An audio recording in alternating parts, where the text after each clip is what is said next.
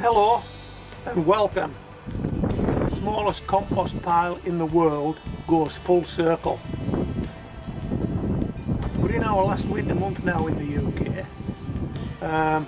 Spring's just around the corner, but at the beginning of autumn last year I went to our local woods and gathered some leaves. I visited our local seashore and gathered seaweed. And I made the final cut of our lawn. So we had seaweed, we had leaves and we had grass. And we done a simple chop and drop and covered one of our raised beds with the mix. But we also covered some of our 10-inch buckets with the mix. It's now time to put the mix back into action growing vegetables. First, watch this short clip of video leading up to this moment, then come back to me and we'll do just that. But first, we'll do a worm check. See you when you get back.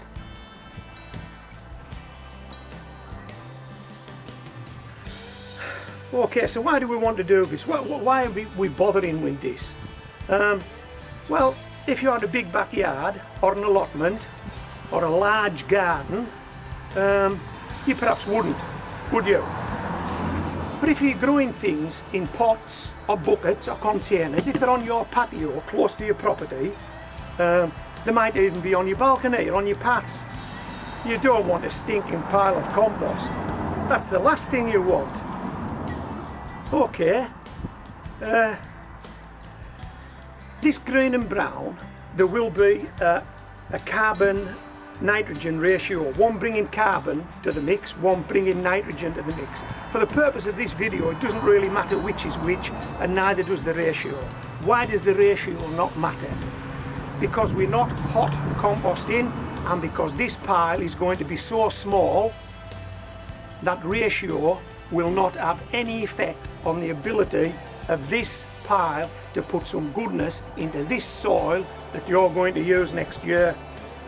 Now, if you had a compost heap, the traditional compost heap, a deep compost pile, it would generate heat, it would go all through the year, you'd keep adding to it, you'd possibly cover it over with a tarp, okay, and if you got your carbon nitrogen ratio mixed up, if you didn't get it right, it could turn into a slimy mass. It could stink, it could attract rats and mice and vermin and flies. Come on, we're gardening at home here. That's not going to happen, is it? It's not going to happen for me, it ain't going to happen for you if you're gardening at home. This is what you're going to be doing, trust me. Okay, now I know this stuff works because I chop and drop it on a raised bed to overwinter. And I don't know if you've seen my latest video, Best Onions I've Ever Grown.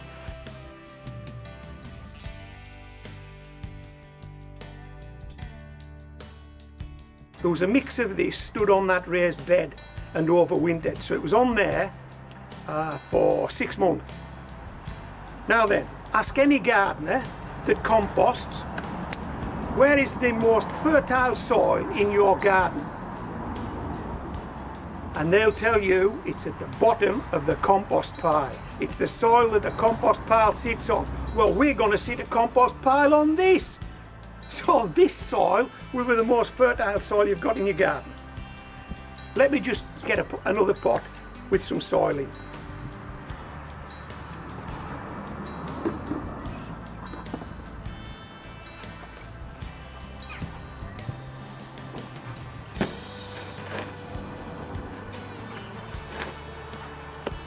Okay, so this is our pot.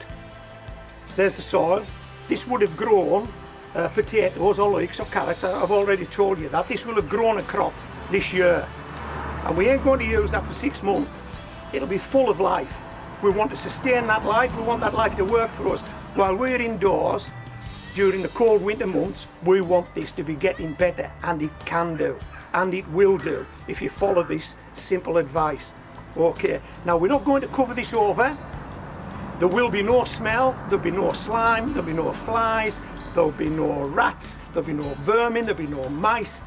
Just good wholesome compost on there, being attacked by the elements from above and the worms and the microorganisms from below. And by the time 6 months is up, you won't even know this stuff has been on there. It'll have all disappeared, if not all of it, most of it. Anybody that does composting will tell you that. You can have a compost pile as big as you like, but in so many months' time it'll be half as big because it breaks down. And when this breaks down, where do you think it's going? It's only one place it can go, in that soil. This is it. Smallest compost pile in the world. There you go.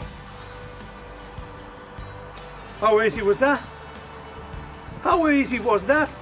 Now this will stand in the garden now for 6 months, and I've got another 40 or 50 pots just like it that'll be covered with compost just like this, small compost piles.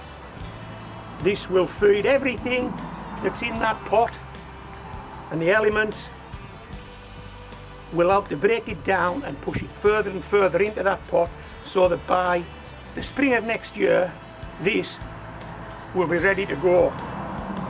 And basically what we do then in the spring of next year, we turn this pot out completely, mix it all up, make sure there's a good mix, probably add some fertilizer, bang it in the pot, plant something, bish bash bosh. How good is that? And if you haven't got the seaweed to go with the leaves, grass. If you haven't got the lawnmower or the shredder to chop everything up, garden shears. Did you know that there are 79 minerals and trace elements in seaweed, and using seaweed is a superior way of bringing in copper, manganese, potassium, phosphorus, iron and zinc to the soil in a plant available form. Did you know that? Well, I had an inkling, but I didn't know it in that much detail, but I do now because I've seen it on Wikipedia. So I'm bringing that information to you, courtesy of Wikipedia. All that in seaweed, 79 trace elements. So if we can compost this seaweed down, break it down, get it into our soil, then we've delivered 79 trace elements, the possibility of delivering that many trace elements into the soil. Wow, that's got to be good. That's got to pack some punch. We've been composting now for a month. We're going to compost through autumn and winter. This is winter composting. And in the spring of next year, we're going to grow vegetables in these buckets. Okay. We've already done that this year. We want to inject some goodness back into the soil. And so we built these small compost piles on top of each bucket. And what we said was that in the following 6 months, all of that would probably disappear. Well, check this out. After 1 month, this compost is now nearly 2 inches below the rim of this bucket. Check out where the compost was when I first put it in the buckets. Check this out.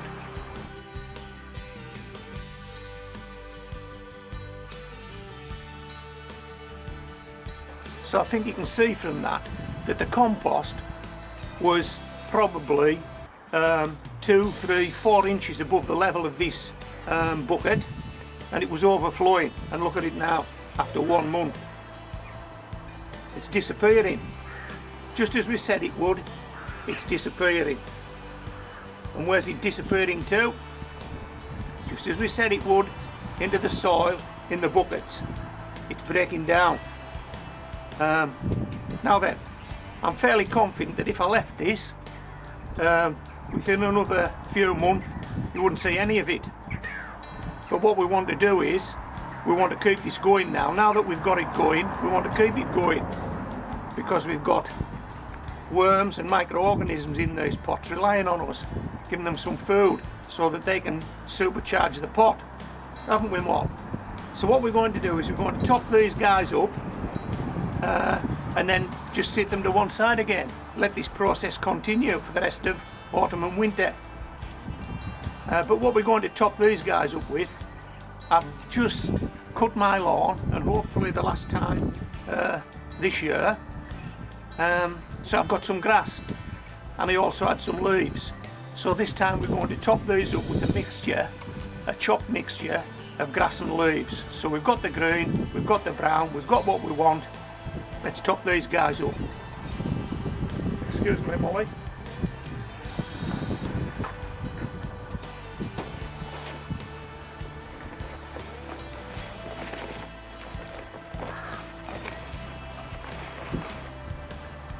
That's it, a chopped mixture of grass and leaves, and we'll simply do this.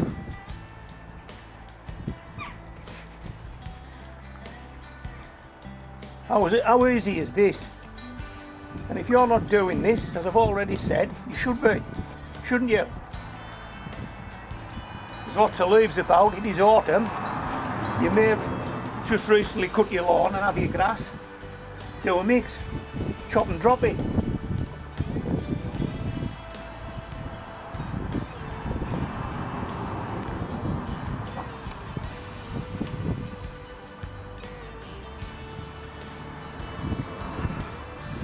Excuse me. Okay, so that's it. We've rebuilt the smallest compost piles in the world again. We'll sit these to one side and we'll see how they go.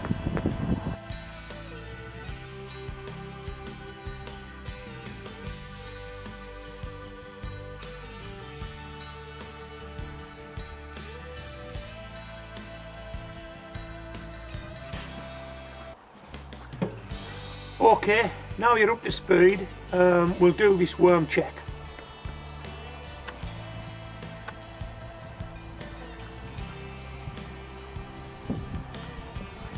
I think you can probably see that most of this chop and drop has disappeared into the pot. It's well down again. Twice it's been above the level of this pot, twice it's gone down. So we'll just take this top covering off, and that's all that's left. But we're going to incorporate that now into the mix. Okay, so we'll just drop that in the barrel. Now then, let's have a look for worms.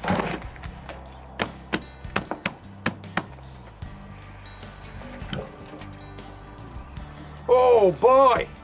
Hey! Hold on.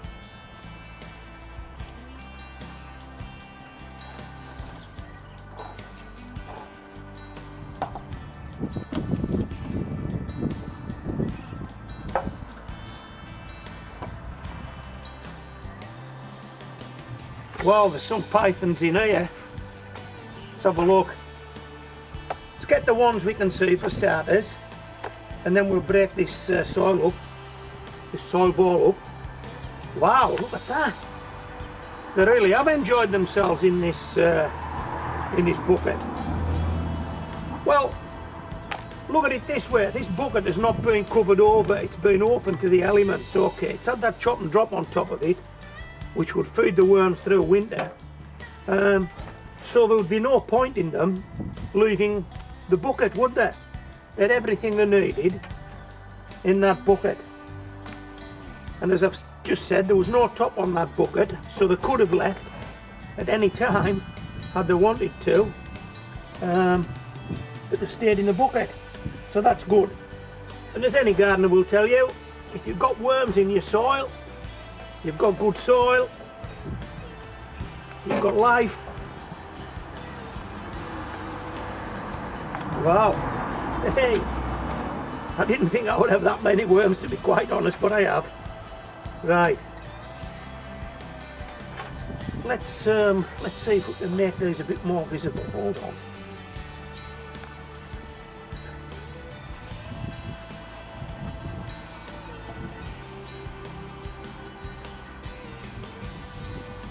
Oops.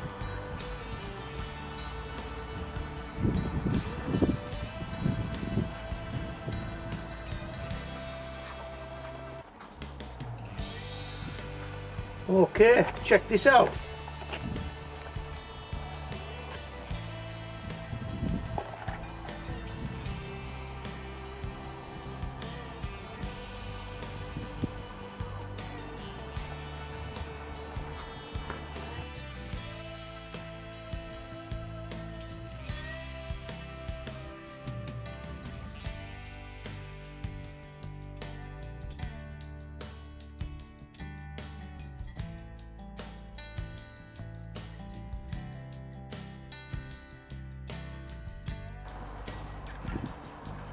this is just some water. We'll give these guys a spray, make sure they don't dry out, and let them disappear back into this stuff.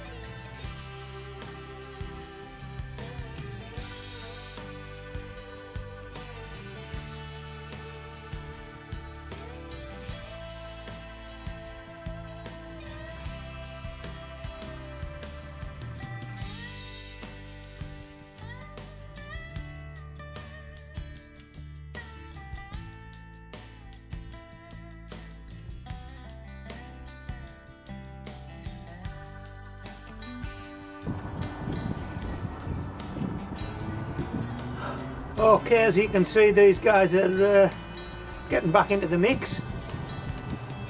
So let's carry on with the job at hand.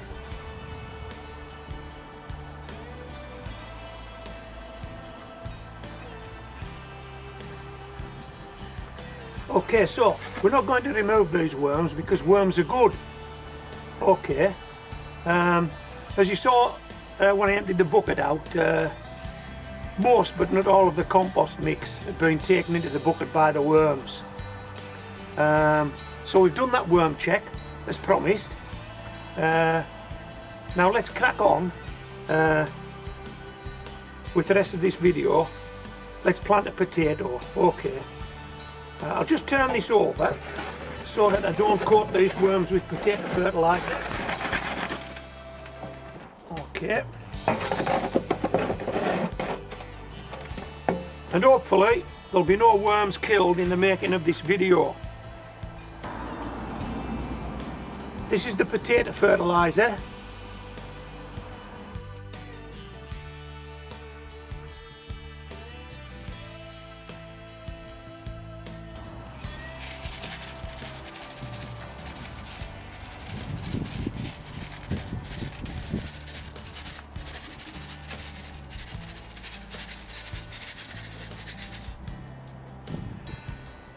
And just so that we don't cut any of these worms in half, we'll incorporate this fertiliser by hand.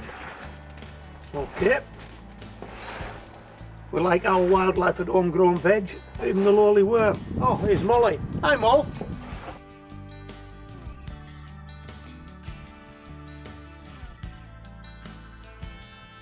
You okay?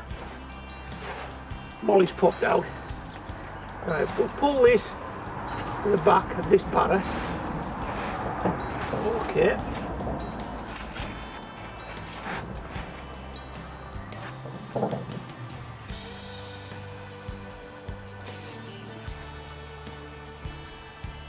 This is our bucket.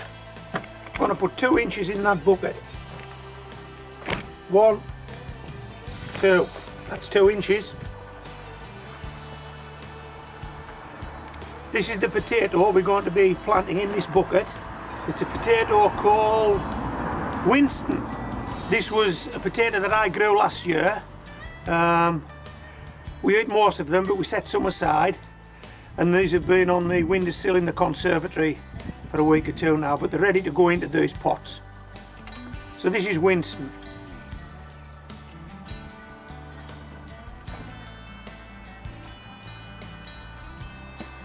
How good is that? Hey, look at that. I mean, it's root bound. It's root bound. It has to go in. Get in there, Winston.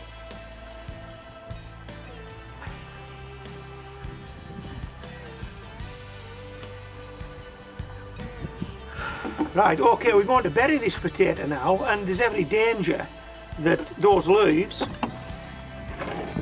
they could be broken off. We're going to fill this pot right to the top.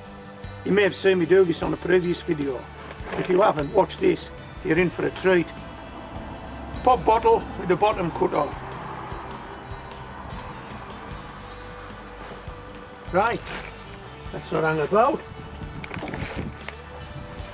The worms are going back in there. The seaweed and leaves and grass that's left over is going back in there. The potato fertiliser's gone in there. Right, now then, what do we do next? I'll tell you what we do next, mate. We take this bottle out and we'll leave that potato behind, hopefully.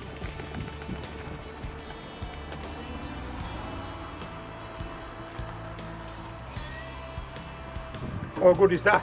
I'm going to try and lean this towards the camera to see if you can see that sitting in there.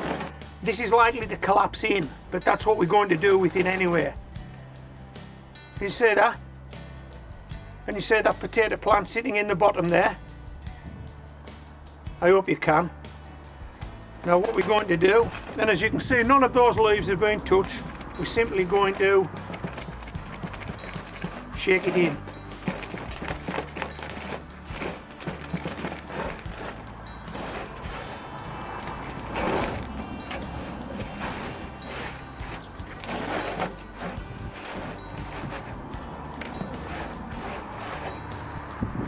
How's that? How's that? So that's smallest compost pile in the world going full circle. We set out in September of last year. In a couple of weeks' time, it's March of this year. Yeah, 6 months. Winter composting at homegrown veg. It's gone full circle. How good is that? And perhaps you might want to give this a go at the beginning of autumn next year. You may want to have a go at the smallest compost pile in the world. It's easy enough to do. I've done it, you could do it, particularly if you're short of space. If you're doing this in your garden or your backyard or your patio and you haven't got a lot of room, and you certainly haven't got enough room for a compost pile, this is the way to go.